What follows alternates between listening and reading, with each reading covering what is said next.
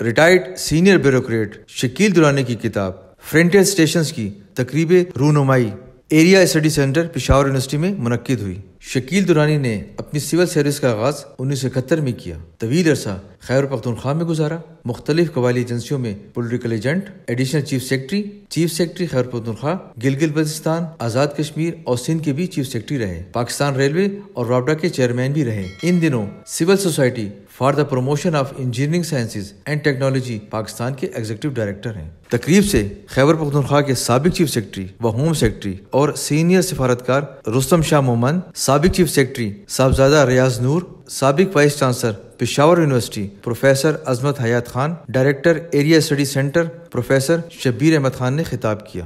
سابق senior bureaucrats, civil society, اساتذہ، professors اور پاک چائنا فرینڈشپ ایسوسی ایشن کے روح رواں سید علی نواز گیلانی نے بھی شرکت کی۔ اپنی کتاب کے بارے میں شکیل درانی کا کہنا ہے، کافی عرصے سے میرا خیال تھا کہ میری جو ایکسپیرینسز ہیں سروس میں اس کو میں بک فارم میں لاؤں تاکہ آئندہ لوگوں کو، آئندہ نسلوں کو، یا میرے بعد جو سول سرونٹس ہیں یا پولیٹیشینس ہیں، میں ان کو یہ بتاؤں کہ کتنی پیچیدگیاں ہیں اور کتنے مسائل ہیں ہمارے ملک میں، اور کس طریقے سے اس کا حل ممکن ہو سکتا ہے۔ ہمارا شرح خواندگی ہے، لٹریسی ریشو ہے، وہ تقریباً 58% ہے، ایکچولی گر گیا ہے پچھلے 2 سالوں میں۔ جو سب سے بڑے ہمارا مسئلہ ہے وہ ہے پاپولیشن گروتھ کا۔ 2% سے زیادہ کی ہماری پاپولیشن گروتھ ہے، اور جو ہمارے وسائل ہیں